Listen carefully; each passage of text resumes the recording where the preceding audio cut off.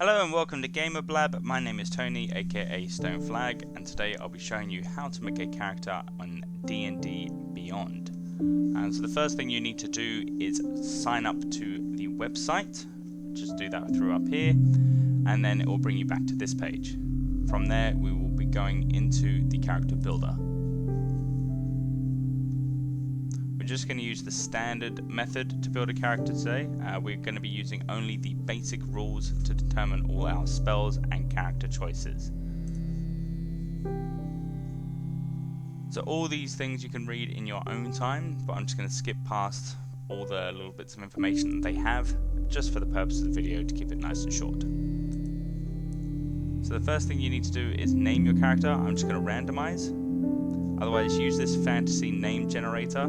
Comes up with some great names on there for depending on what class or what race you're going to be. They customize everything and always have fresh new names. I'm going to turn off homebrew content, change our advancement type to be an XP based character, so you can level up throughout the story without needing to get to the end of a quest or anything to level up. I'm going to keep them encumbered, and our hit point type I'm going to change to manual, so that then I can roll for HP whenever I level up instead of having a fixed point amount to level up with, which helps make the character a bit more unique rather than being the same stock standard health leveling along the way. You could have a couple of levels where you only level up health wise really small and a couple where you level up majorly. I'm going to leave this show unarmed strike just here on my character sheet, so that way if I get, well, for some reason I don't have weapons, I can still see how much damage I can do just through punching someone. Alright, I'm going to go next. I'm going to choose our race. I'm going to make an elven rogue. No. Yeah, I'll make an elven rogue today. So, we choose the basic rules, and I'm going to be a high elf. Now once again, you can read all about all these different races and everything in your own time. The best place to check them all out is actually up here in the compendium. This has everything that's in the D&D 5th edition rulebook, from the way you play your game, to the different types of races, the classes, the equipment that you're going to need, which we'll refer to that a bit later as we continue through the video. So being a high elf, we have a couple of languages we already know, and we get the ability to have a cantrip. Now a cantrip is just a quick offhanded spell, and from here it says you know one cantrip from a choice from the wizarding spell list. Now if you're not sure what any of these spells do, you can come up here to the spells, go to spell listing, choose the wizarding school, change the spell level to be a cantrip, and also change the source material to the basic rules, and then click filter spells, and now we see all the cantrips that were available for us to choose from. I've just chosen Firebolt. If you want to know more about any weapon or ability, you can click the plus item next to it, and it shows you all the information on it all. Once you've selected your one, go back to your characters, and the website's great because it automatically saves the character that you're working on, or any characters that you have. So just go back to where you were, cantrip, already selected Firebolt, extra language. I'm going to give them Dwarvish, there's lots of dwarves around, so you never know. Now I'm going to choose my class. Each class is different in their own way, obviously. Read up on them in the compendium if you'd like, that way you can really get a feel for the sort of character you want to be. As I said before, I'm just going to make mine a rogue, and it says here that the primary ability is dexterity and my saving throws are intelligence, so I'm probably going to make dexterity and intelligence my highest ability scores.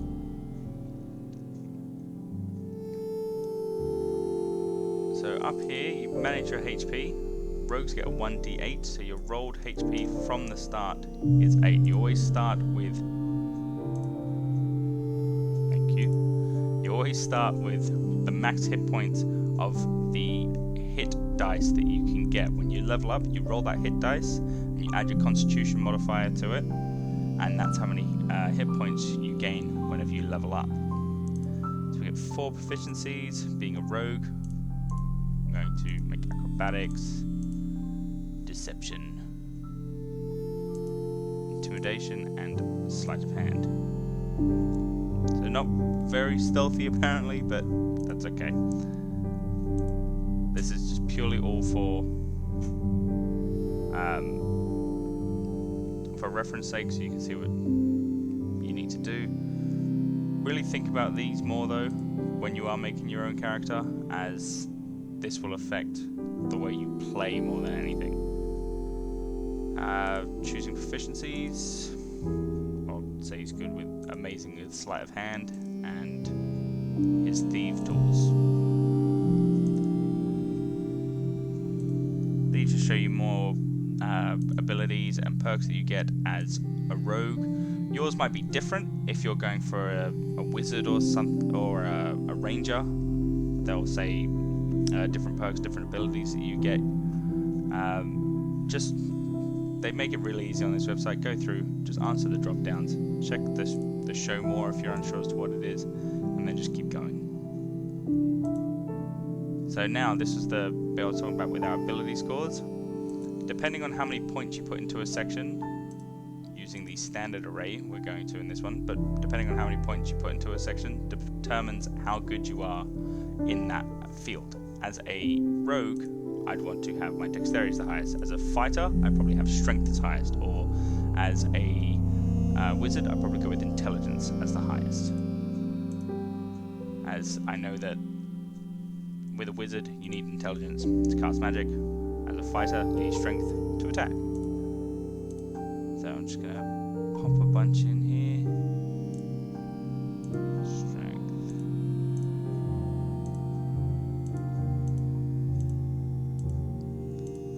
And there we go. And the choices that you've made here now reflect across this point your base score, if you have any racial bonuses or ability improvements, it will show them here. And then you get a modifier. So when you're rolling your d20, you can add these modifiers. It shows it all at the end in your character sheet.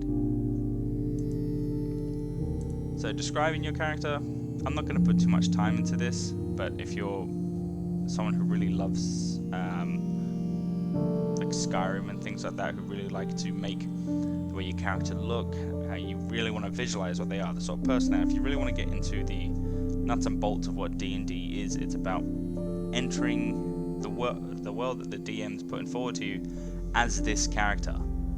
So if I'm a good rogue, like I choose to be a neutral good rogue, I might be stealing, but it might not be just because I'm a bad guy. It might be because I got put into those circumstances because of my background, and I can then show that in my background, and that might weigh on me that I don't like to steal, but it's just what I'm good at. You can really build on who the person is that you're playing as, and I mean, you can try and make them even against your own sort of moral code if you like. If you want them to be full evil, then you might get in a situation where you personally feel like you should do the right thing, but your character doesn't feel that way.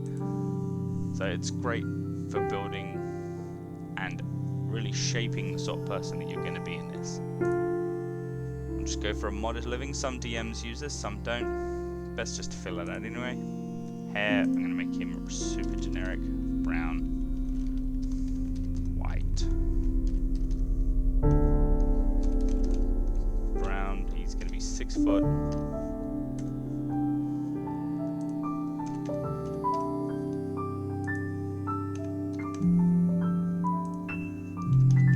Now the reason why I can have the ages be 150 is because elves can live till beyond 800.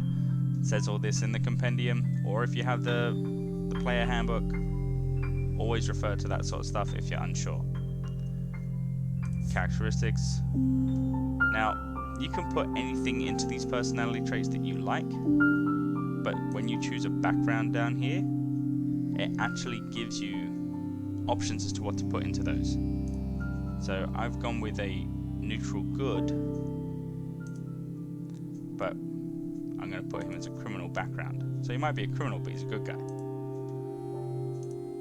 We get a couple more skills from having this form of history. And a couple more tool proficiencies, which is nice. Other backgrounds will give you other things. You get items from your background as well that you need to put into your equipment. So I'll just add in here, I know he's good with a drum and disguising himself. Get bonus feature. I think every background gets this. Not this exact one, but they get a feature. As I was saying here, if your personality traits, ideals, bonds, flaws, they give you suggested ones here. If you're not sure on which one to pick, that there just means dice, a 6-sided dice. You can roll for it, and then if you really didn't like it, roll again or pick one that you actually did want to go for. So they're good. It's just tasters for how you can make a character. I mean, you can really make it whatever you want. Like flaws here, it's showing, you know, always thinking of money, or, you know, I turn when the going gets tough. Or you could just make your flaw be, I know when there's a pretty girl, I just can't help but be engaged. And then that's it. If there's ever a pretty girl in the room, you always have to talk to them. And that could be a real problem when you've got missions to go on. So I'm just going to use just the number 1 of each of these as the example for making my character. As I said, I'm not really worrying about it too much.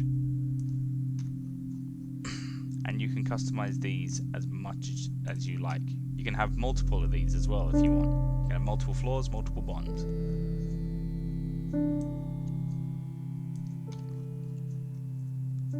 Put in my bonds. And then my main personality trait, which is apparently I always have a plan.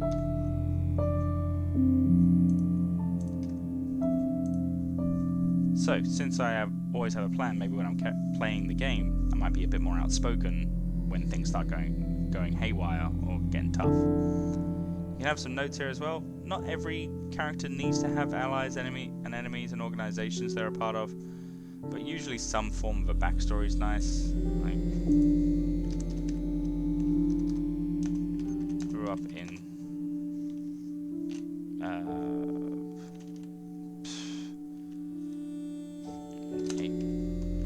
poor house, needed to steal to survive. There you go. Super simple backstory. Probably best to write about a paragraph if you have the time. Some people go ahead and write 4 pages on this stuff if they really want to thicken up that backstory. Some people even update it while they're doing quests through the games, adding backstory of the quests they've completed, the campaigns they've been on, and how it shaped their character. That way it just adds a bit more flavor and continual growth.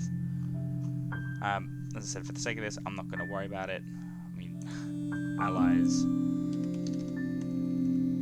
is... thieves are your allies, I guess, because I'm a rogue. Enemies are guards. Very simple. Maybe think about it a bit more than that, but I'm just doing it quickly for this, just to show you. Now, choosing your equipment. It says here you can either choose starting equipment or starting gold. I would suggest definitely going with starting equipment. It gives you the equipments that you can have. So as a weapon, I can have either a rapier or a short sword, you know, short bows or another short sword, different packs, and armor, a couple of daggers, and some tools. And then for my background, I get a couple of items as well. Now, starting equipment is definitely the best way to go, because you know that you have these items. If you go with starting gold, you might spend too much on one area and then be like, oh, I can't afford armor anymore, and then you're super exposed, but you have a really nice weapon. Doesn't help if you're going to be killed in the first fight and then someone's just going to take your weapon. So go with the starting equipment. It's a great way to go. Once you get more experience, maybe then try going with starting gold and just see how you go. It might be better if you're a bard to go with starting equipment, because you just play music all the time and stop people from attacking you. So I'm going to go and manage equipment. I know we get a rapier. 2 anything that you're adding, it's going to be basically one of these black items, because anything that's coloured is either going to be magical or it's going to be something that's stronger. So, short bow, quiver, 20 arrows. Short bow.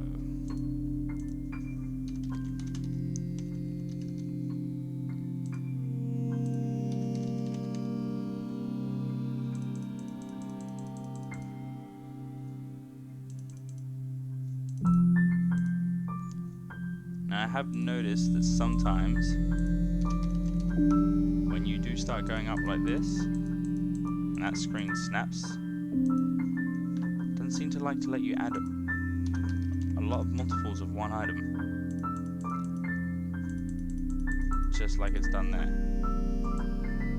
So you might actually have to go hunting for the item, or just closing like I did before, refining it again. So arrows. There we go. I'll go with a explorer's. I'll go with burglar's pack. Now that burglar's pack has a bunch of stuff inside it. If you want to know what it is, check the compendium. Get some leather armor, 2 daggers, thieves' tools.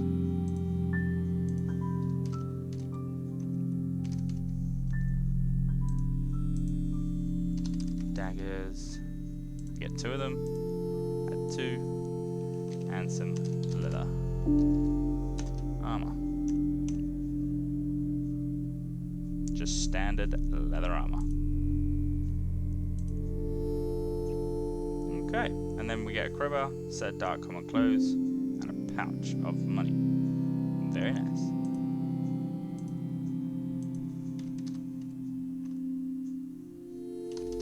Now I have noticed that some of these items as well aren't in this equipment management, but they're in another one, which I think is just on the next page. So make sure as well you equip your items. I can't stress that enough, because nothing worse than going into battle and being like, oh, I need to draw my sword, and it's like you haven't even got it equipped to go on your trip with you. So what can you do? Can that leave you in a real spot of trouble if that was the case?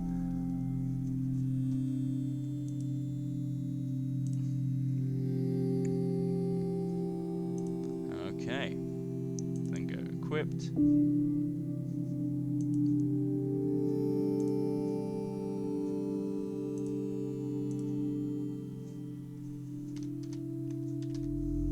There we go. It was in manage equipment, where you have all these extra items. Sorry, in carried section. So set dark common clothes.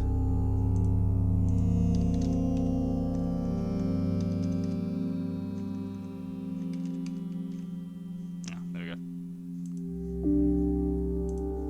And then some gold, which is in more currency. 15 gold. Huzzah! And then you might have some personal possessions, like a letter from a loved one or something like that, or some other holdings. You just pop them in there, and then you'll see them in the in your character sheet. Once you've done that, you can go next, and now you can view your character sheet. And voila! There's your character. You have all the basic information here. Your armor class, how fast you can move, when you're rolling for initiative, how much you add to it, your proficiencies. Now, I had said before that our hit dice was 8, but now it's showing us that we have 9 hit points. That's because we have a constitution modifier of +1, so it adds that to our hit points whenever we level. Here it shows our rapier, gives us a drop down of the damage type, what we roll at 1d8, so we roll 1d8 dice plus 3 to that whenever we go to cause damage. The type of damage it is, shows that we're proficient in being sleight of hand, shows our spells, attacks, our racial traits, when we're taking a long or short rest, and all our equipment in here, how much money we're dealing with, any special possessions, how far we go until we're encumbered, So we can carry 180 pounds without being encumbered. So we've still got a long way to go to have that. It's good to constantly see all your notes, your background, your alignment. And it helps when you've got the story going, the DM's explaining stuff, that you can go, if they say, oh, you know, this person speaks to you, they speak in Dwarvish, does anyone know Dwarvish? And you go, oh, yeah, I do. I can see that I can speak Dwarvish, and you can talk to that person. So I hope that helps you guys. If you have any questions, just leave them in the comments below, and I'll try and get to them as quickly as I can. I've been Tony, aka Stone Flag, and thank you for watching.